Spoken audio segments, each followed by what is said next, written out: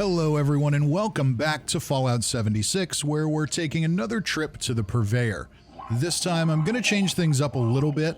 I got the Warglaive plan from Daily Ops, so we'll roll a few melee weapons to see if we get one of those, a few ranged weapons, and even a few pieces of armor just to keep things interesting. Remember, if you like videos like this one and want to see more, you can go ahead and get subscribed. There's always a lot of Fallout 76 content on the channel every week. Alright, what do you say, Mama Mumbles? Got anything good for us today? Alright, our first melee weapon is a Suppressor's Fire Axe with power attack damage and endurance. Power attack damage is definitely good, that's always a good thing on a melee weapon. Endurance doesn't hurt, gives you a little more health, but unfortunately Suppressors is not a great effect here. On something like a minigun or a Gatling Plasma, that could be really interesting, or a Tesla rifle where you can just kind of spray down everything and reduce its damage. That could be cool, but on this, realistically, you're gonna kill whatever you hit with it within 1 or 2 shots, so kind of a pointless primary effect, but not the worst thing in the world we could get. What do we have next? This is a little more fun. We've got an anti-armor sheep squatch staff. Reflects 50% of melee damage back while blocking, and we take 40% less damage while power attacking. So not terrible secondary and third effects, but not amazing either. With that said, sheep squatch staffs are a lot of fun. You can have some cool mods on those, so definitely desirable weapons, and after patch 22, anti-armor is a little more desirable than it once was. It doesn't actually do any better than it ever did, it's just that it appears a bit better in perspective to some other things. So I'd call this a decent roll on a very fun weapon. Let's see what else we can get. Alright, and here we've got an Assassin Super Sledge with 40% faster swing speed and endurance. So the Assassin's effect has been improved with patch 22. It now no longer applies just to players, but also to human NPCs. That's a good thing, but it's still only 10% damage, which is a little bit disappointing. With that said, most of our human targets are pretty squishy, so shouldn't be too much to handle there. The swing speed is really nice. On a two-handed weapon like this that moves pretty slow, being able to swing it faster really makes it more effective, so definitely not a bad thing to have. Little extra endurance again, doesn't hurt anybody, but let's move to armor and see if we get anything better. Oh, so far, no good. Hunter's Metal chest piece with agility and harder to detect while sneaking. Agility is great, that gives us a little more AP, it makes us a little more sneaky. The harder to detect while sneaking effect also aids in that if you don't have anything else with that on. Unfortunately, the Hunter's effect leaves a lot to be desired. It's a situational effect which can be okay, but it's a situation that we don't really need armor for.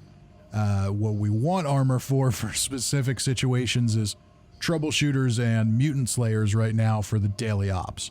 Unless we see a daily op that's loaded with animals, then this one's not going to be super desirable. So we'll move along and see what else we can do. Ouch. Oh, okay. Cloaking wood left arm with charisma and the ability to breathe underwater. Well, cloaking, being hit in melee, generates a stealth field once per 30 seconds. That, to me, is just an utterly pointless effect. This game, enemy processing is too slow for that to really throw anybody off your trail, so not cool.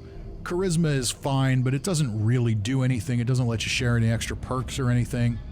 And the ability to breathe underwater, until you give us a quest where we need to spend some time underwater, that's just not going to be something anybody wants. This one is maybe a little better. A Poisoner's Forest Scout Armor left leg, which is really ghoul slayers. It's less damage from ghouls with poison resistance and harder to detect while sneaking. For somebody who wants a harder to detect piece with some poison resistance, a little less damage from ghouls isn't a bad thing. It's a very situational effect. We don't have specific situations that use it yet, but there's a lot of people that spend a lot of time farming White Spring and the Burrows where that could be something they really like. Maybe they want to have a set that protects from ghouls. So could be useful. Not the worst thing in the world to roll. Far from the best. Let's see what's next. And more Ghoul Slayers. Okay, Ghoul Slayer's metal left arm with charisma and ammo weight reduction. Yeah, so we'd already kind of covered what the Ghoul Slayer stuff is good for. Charisma is not really good for a whole lot. I mean, I guess it gets you better prices at vendors, but it's not going to be significant. Ammo weight reduction is nice. If you're building a Ghoul Slayer set, then it doesn't hurt to have that, but probably not a super desirable piece. Let's go ahead and try again, see if we can get something good today. Oh, Mumbles, you're just loving the Ghoul Slayers stuff today. Ghoul Slayer's Secret Service right arm with luck and more durability than normal. Well, I would honestly say that this is a piece that's probably worth holding on to. My guess is when they do some more daily ops quests in the future, we'll probably see some with ghouls. So something with more durability is not a bad thing to have. They really chew your armor up. A little extra luck will give you some more crits. So not super useful right now, but Secret Service pieces are good. So maybe one worth holding on to just in case something interesting comes up for it later. All right, moving on to ranged weapons for our last 4 rolls. We've got a Troubleshooter's Fat Man with faster fire rate and 250 damage resistance while reloading. Well, this is probably not super useful for anybody. We have discussed at length in other script videos how explosive weapons just don't really do what they're supposed to do in Fallout 76. With that said, the Fat Man is a prototypical Fallout weapon. If you wanted to bring something into daily ops to just make noise with, that would be the one. What would not be the one is this Berserker's Western Revolver with faster fire rate and agility. Berserker's is just not an amazing effect, but if you want to do that kind of build, you really need to rely on stealth. So a weapon that can't be suppressed and you can't be sneaky with, probably not the best choice.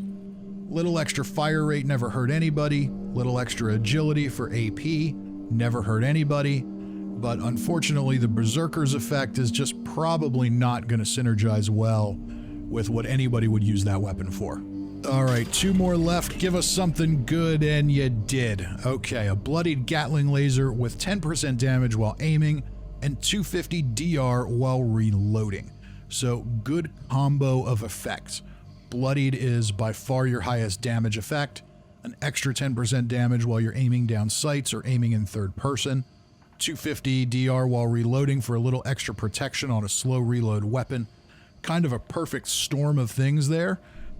Definitely a good roll. What do you got for the last one?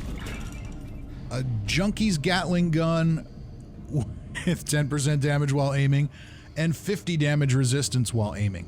So again, not a bad roll. This is one that is very popular to shoot in third person, so you will be aiming it, so you get that extra damage. If you've got a Junkie's build, that's pretty solid choice right there already. And a little extra damage resistance while you're shooting, never hurt anybody.